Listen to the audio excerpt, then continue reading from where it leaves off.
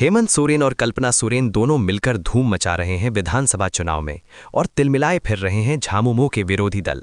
उधर सरयू राय ने भी खुला ऑफर दे डाला है हेमंत सोरेन को और टक्कर देने पहुंच गए हैं असम में प्रतिपक्ष नेता बाबूलाल मरांडी।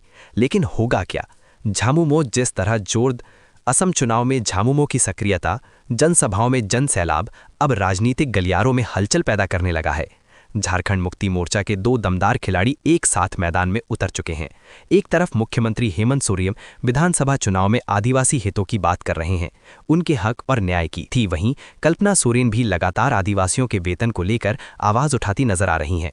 असम के सरूपत्थर में गुरुवार को एक बड़ी चुनावी जनसभा हुई थी, जहां भारी भीड़ उमड़ी और भीड़ को देखते हुए हेमंत सोरेन ने झारखंड मुक्ति मोर्चा के उम्मीदवार साहिल मुंडा के समर्थन में जोरदार भाषण दिया था।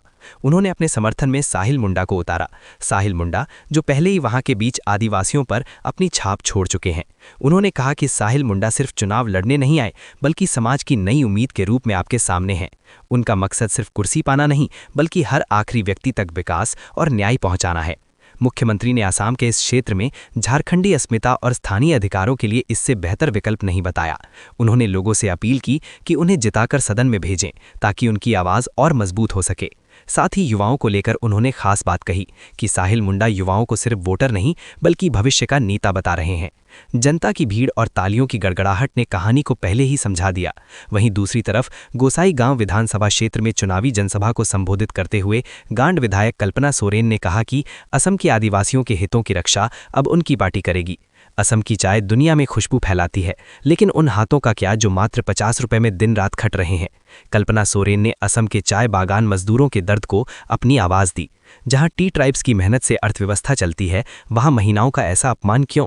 कहा कि असम के चाय बागान में काम करने वालों को, मजदूरों को उनका हक अधिकार दिलाने के लिए झामुमो प्रतिबद्ध है और आने वाले समय में भी प्रतिबद्ध रहेगा। उधर झारखंड कांग्रेस भी पीछे कहाँ है? झारखंड में तो साफ तौर पर दिख रहा है कि अब आपसी भाईचारा नहीं रहने वाला। वहीं अपनी जीत के लिए कांग्रेस के सभी मंत्री झारखंड छोड़ असम में अपनी कमान संभालने पहुंचे हुए हैं। शिल्पी, नेहा तिर्की, दीपिका पांडे सिंह और अब स्वास्थ्य मंत्री डॉक्टर इरफान अंसारी भी असम पहुंच चुके हैं और रैली भी करते नजर आ रहे हैं। डॉक्टर इरफान अंसारी लोगों से मिलकर महागठबंधन के पक्ष में वोट मांगते नजर आ रहे हैं। उन्होंने जनता से अपील करते हुए कहा कि जातिवाद और धर्मवाद की दीवारों को तोड़कर एकजुट होने की जरूरत है, ताकि प्रदेश में एक मजबूत और जनहितकारी सरकार बनाई जा सके। उन्होंने अपने संबोधन में कांग्रेस नेता राहुल गांधी के नेतृत्व पर भरोसा जताते हुए कहा कि देश और समाज में बदलाव के लिए सही नेतृत्व का चयन जरूरी है। उधर चुनाव में झामुमो और कांग्रेस के वार तकरार के बीच सरयू राय का बयान आने वाले दिनों की ओर संकेत बढ़ा रहा है।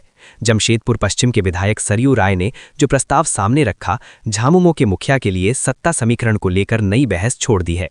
सरयू राय ने कह दिया है कि अगर मुख्यमंत्री हेमंत सोरेन राजनीतिक साहस दिखाते हैं, तो वो व्यक्तिगत रूप से बाहर से बिना किसी शर्त के समर्थन देने को तैयार हैं। साथ ही उनकी सराहना करते हुए कह दिया कि झारखंड में एक ऐसी सरकार बन सकती है जो ना भाजपा पर निर्भर हो और ना कांग्रेस पर। ये बयान महज राजनीतिक टिप्पणी नहीं, बल्कि एक खुला ऑफर था, एक ऐसा ऑफर जो मौजूदा गठबंधन की नींव को चुनौती दे रहा है। सरयू राय ने इस पूरे मुद्दे की जड़ में कांग्रेस और जेएमएम के रिश्तों को बताया। उन्होंने आरोप लगाए कि कांग्रेस गठबंधन में बराबरी का व्यवहार नहीं करती। बिहार चुनाव में जेएमएम को उचित हिस्सेदारी नहीं दी गई और अब असम में भी स्थिति वही है। क्या जेएमएम कांग्रेस से सच में दूरी बना सकती है? आने वाले दिनों में क्या होता है देखना होगा। फिलहाल अब जब सब एक दूसरे के ऊपर जबरदस्त टक्कर देने उतरे हैं, तो बीजेपी कैसे चूक सकती है? बीजेपी लगातार जनसभाओं और रैलियों के जरिए अपनी पकड़ मजबूत करने में तो जुटी ही हुई है। वहीं पार्टी का दावा है कि राज्य में विकास, रोजगार और बुनियादी ढांचे में हुए बदलाव के आधार पर जनता एक बार फिर बीजेपी को ही मौका देगी।